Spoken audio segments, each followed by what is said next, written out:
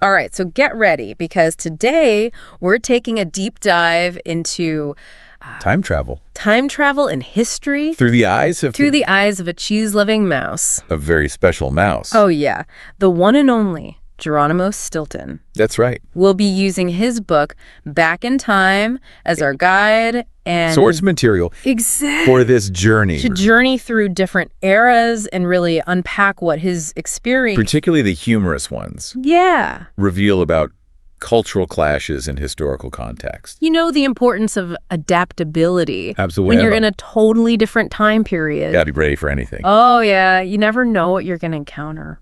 So Geronimo, So Geronimo. despite being a little timid, Yeah. offers a surprisingly insightful He does. for understanding history, I think so, too. his adventures, Yeah. while fantastical, Right. touch upon real historical events. And societal structure. It's a really good blend. Exactly.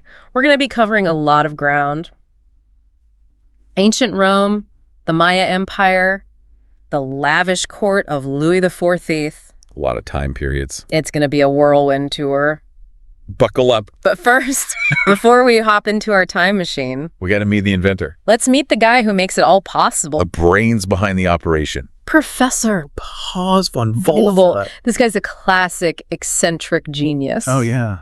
And his secret lab is hidden inside a mobile camper. I mean, who wouldn't want a lab on wheels? I know, right? That's the dream. Talk about taking your work with you. It's that blend of outlandish humor Yeah. and real scientific curiosity Yeah. that makes Professor von Volt so intriguing. He really does embody that drive for innovation, but with a Geronimo Stilton twist. Absolutely. And speaking of twists, Oh, yeah. remember the whisker extraction for identification? Oh, yeah. Just a fun detail Yeah. that subtly points to security measures, Right. even in the context of time travel. Even when you're dealing with time travel, you still need some security. Got to make sure you're sending the right mouse That's right. back in time.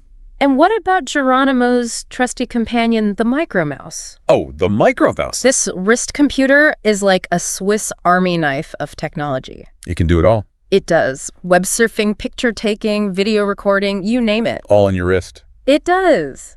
But here's what I find really interesting. It's powered by solar and wind energy. Oh, wow. It makes you wonder, Yeah. how could those technologies, even in their early forms, have been applied Back then. in those historical periods? It's a great point. Imagine if Geronimo could introduce solar power to ancient Rome Right. or wind energy to the Maya Empire. Can you imagine? Really highlights how far we've come technologically Yeah. and prompts us to think about the potential of sustainable energy Right. in different contexts. Okay, so picture this. You step into the rodent relocator. All right. The whirring of gears fills the air. Can you hear it?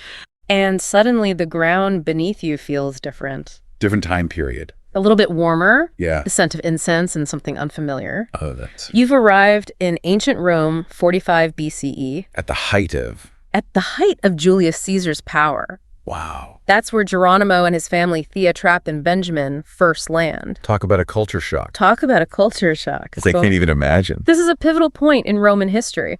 The Roman Republic, a system of government with elected officials, was transitioning into the Roman Empire, Ruled by? ruled by a single emperor. Wow. I didn't realize we were landing right in the middle of Right. such a significant shift. I bet experiencing that firsthand would be mind-blowing.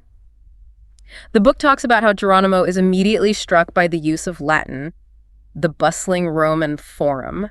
The different types of housing. Oh my gosh. Can you imagine trading your modern apartment for a domus or an insula? I mean, it's a great way to illustrate the differences in living conditions Right. between ancient and modern times. Mm-hmm. A domus, a private home for wealthy families, offered luxuries like running water and intricate mosaics.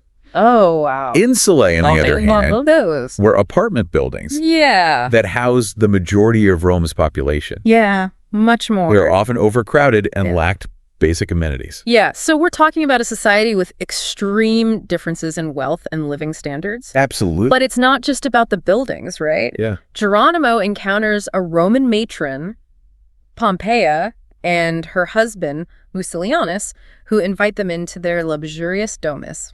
And let's just say, And let's just say mealtime gets pretty interesting. speaking of culture shock, imagine being served boiled ostrich. Oh, yeah. The book's descriptions of Roman cuisine Yeah.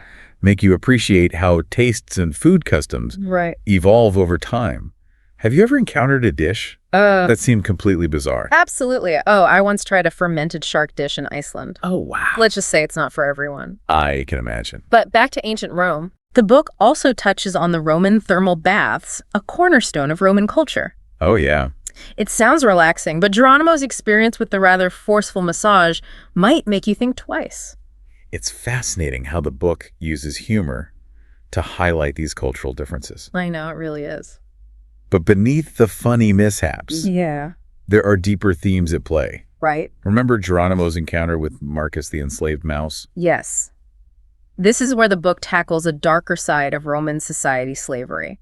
And it's also where Geronimo's character truly shines. He steps out of his comfort zone, risking his life in a dangerous chariot race to win Marcus's freedom. Wow. It makes you wonder, what would you do in that situation? A powerful question. Would you have the courage to stand up against injustice, even if it meant putting yourself in danger? Geronimo's actions highlight the clash between his timid nature Right. and his growing sense of justice. And let's not forget his opponent in the race, Oh, no. Rutilius Soerius, What a name. a true embodiment of greed and ruthlessness. That guy was a piece of work. Oh, he was throwing objects at other chariots, whipping horses. He was playing dirty. Oh, not a fair player. No.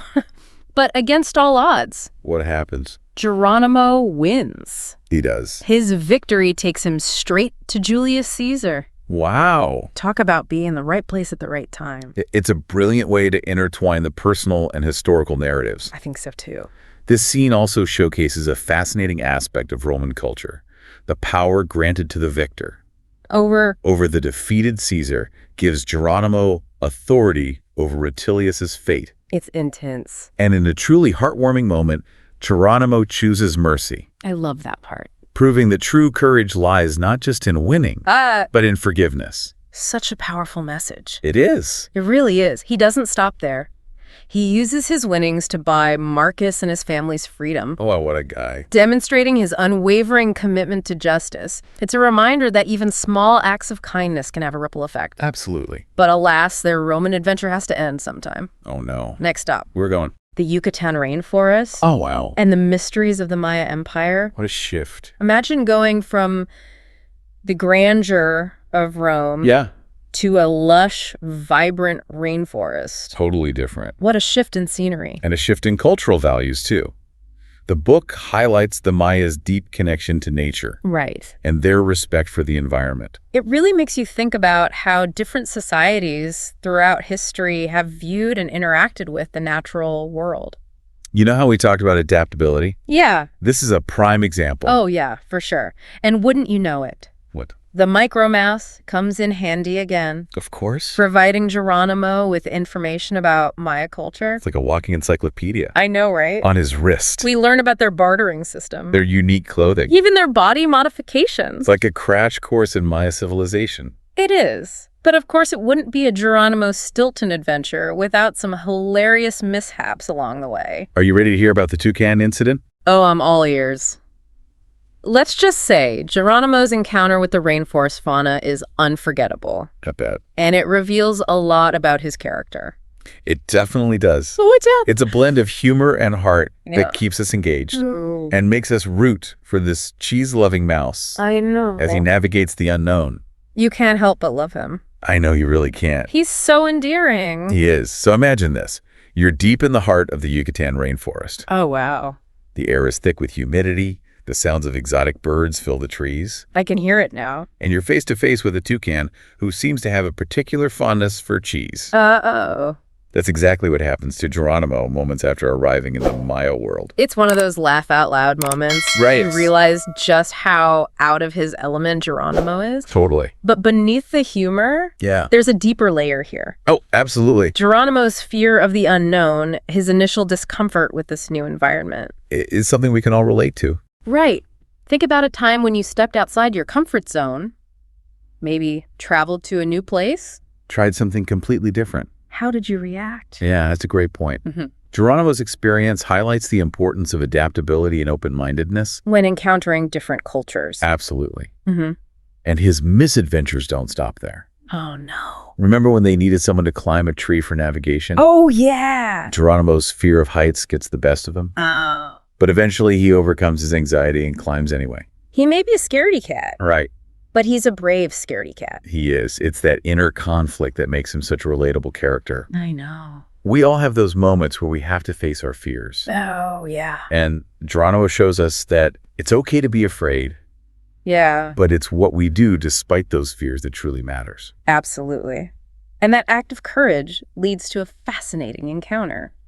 They come face to face with a jaguar, Oh my God. which, as it turns out, was simply protecting its cubs. This encounter leads them to a Maya family who welcomes them into their home. It's a reminder that appearances can be deceiving. Oh, yeah. And sometimes the things that seem most frightening turn out to be the most protective. I like that. It also gives us a glimpse into Maya family life, their customs, their food, their values. For instance, the book mentions that the Maya didn't use currency. Oh, wow. Instead, they relied on bartering, Bartering. trading goods and services directly. It makes you question our modern obsession with money, doesn't it? It really does. What if we could go back to a simpler system Right. based on trust and community exchange? That's a really interesting thought. But back to Geronimo's adventures. Okay. He somehow gets roped into participating in a sacred dance during the Festival of Spring. Oh, no. I mean, picture this Geronimo covered in blue dye, completely out of his depth, performing this improvised dance in front of the entire Maya community. Oh, my goodness. It's pure comedic gold. And then, as if things couldn't get any more surreal, What happens? it starts raining during his performance. During his performance. The Maya, believing that Geronimo's dance has appeased the rain gods, are overjoyed. Oh, that's amazing. It's a hilarious example of how cultural misunderstandings can lead to unexpected and sometimes positive outcomes. Right. It also shows how deeply the Maya revered nature and its elements. Rain was essential for their crops and their survival, Right. and they saw it as a gift from the gods. It's a reminder of the delicate balance between humans and nature. Absolutely. But Geronimo's accidental dance earns him more than just a good laugh. Oh, yeah. He's given the honor of climbing the pyramid of Chichen Itza to meet the Maya leader. Well, that's a big honor. It is. This is a pivotal moment in the story, highlighting the importance of the pyramid as a sacred site. Right. And Geronimo's genuine curiosity about history. He just wants to learn. I know. He's not after riches or power. He simply wants to see the sacred books. Yeah. To learn about Maya culture and beliefs. He's a true scholar at heart. He is, despite all his clumsiness. I know, right? But his exploration of the Akabzib temple was cut short by an earthquake, Oh, no. forcing him and his family to make a hasty retreat back to the present. That must have been scary. This near disaster brings up a crucial theme. The book explores the potential dangers of altering the past. Professor von Volt issues a stern warning about the unintended consequences of interfering with history. He's right, of course. Yeah. Even with the best of intentions, our actions in the past could have ripple effects we can't foresee.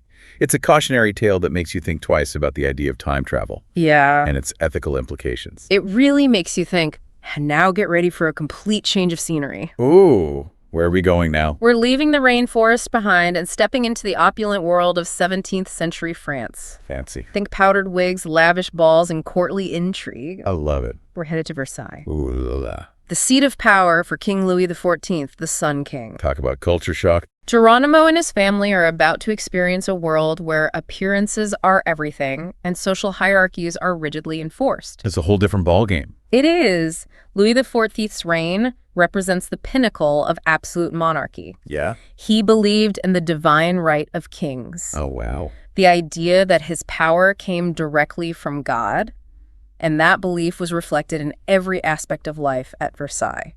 It's fascinating to imagine how different life must have been back then. Oh, I know. The book describes the grandeur of the palace, the elaborate rituals, and the constant gossip that fueled courtly life. I bet. It makes you wonder what it would have been like to be a fly on the wall in that world. It certainly would have been an experience, and Geronimo, as you might expect, finds himself completely out of his depth. His encounters with courtiers obsessed with the latest fashion trends and bizarre medical remedies are hilarious and eye-opening. Oh, tell me about those remedies. Oh, those remedies. Bloodletting for a pale complexion. No way. Snail slime for wrinkles. Oh, my goodness. It makes you appreciate how far we've come in the field of medicine. It really does. But beyond the humor, the book subtly highlights the social inequalities of the time. Right?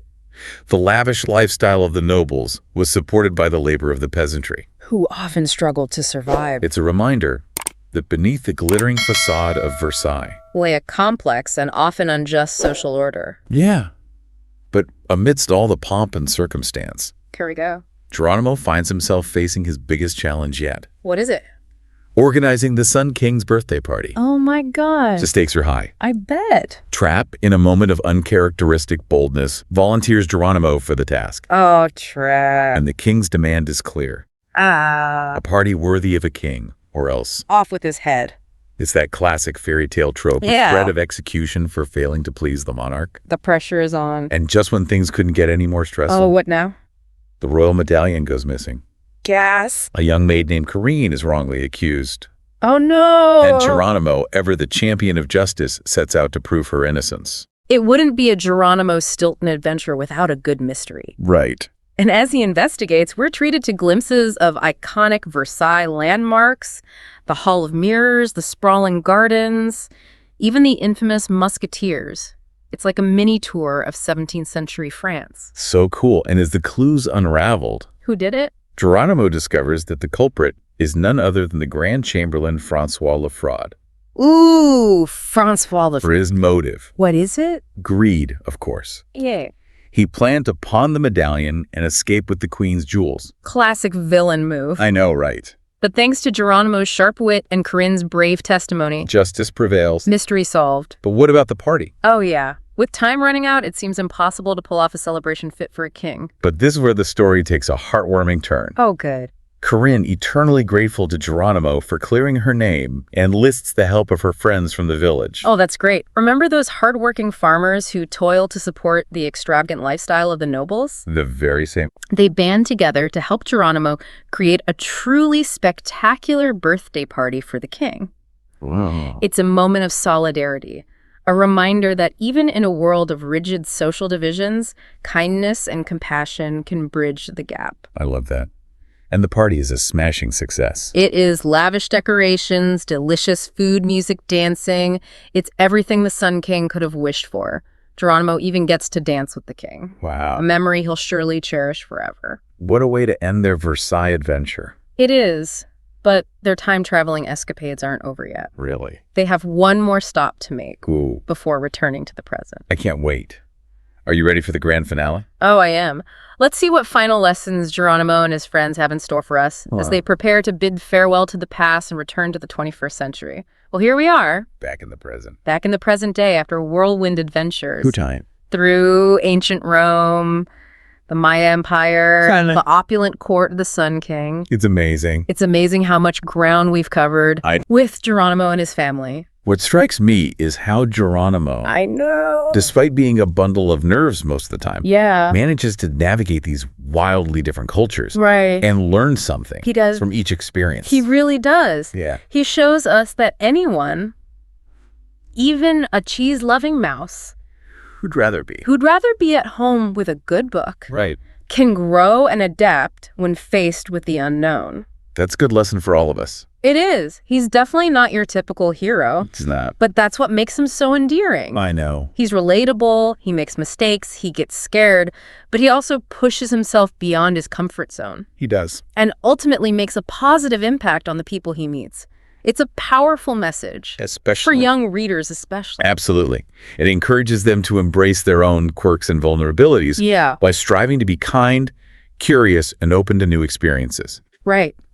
Remember how in the book's epilogue, Geronimo reflects on his journey and encourages readers to learn from history and appreciate the diversity of human experience? It's a good reminder It is. that the past is not just a collection of dates and facts, Right. but a rich tapestry of stories, cultures, and perspectives. That shape who we are today. Exactly. He's like that friend who comes back from an amazing trip and can't wait to share all the incredible things they learned and experienced. It makes you want to grab your own passport and start exploring. Precisely. And speaking of exploring, I can't help but wonder No. where Professor Von Volt might take Geronimo and his family next. Right. He left us with a bit of a cliffhanger, didn't he? He did mammoths, ancient Greece, the Renaissance. The possibilities are endless. know. It's like he's inviting us to continue the adventure, to use our imaginations and dive into the vastness of history ourselves. And that's the real magic of Geronimo Stilton. It is. He sparks that love of learning, that desire to discover new worlds and perspectives. Ah. He reminds us that history is not just about the past, but about understanding the present and shaping the future. So as we wrap up this deep dive, I have one final question for you and for our listeners out there. If you could hop into Professor Von Volt's rodent relocator and travel through time, which historical period would you choose to visit and why? It's a question worth pondering. Yeah. Maybe you want to witness the building of the pyramids, debate philosophy with Socrates, or dance at a Renaissance masquerade ball. Oh, the beauty of it is I know. the choice is yours. Until next time, keep exploring, keep learning, And keep growing. those imaginations running wild.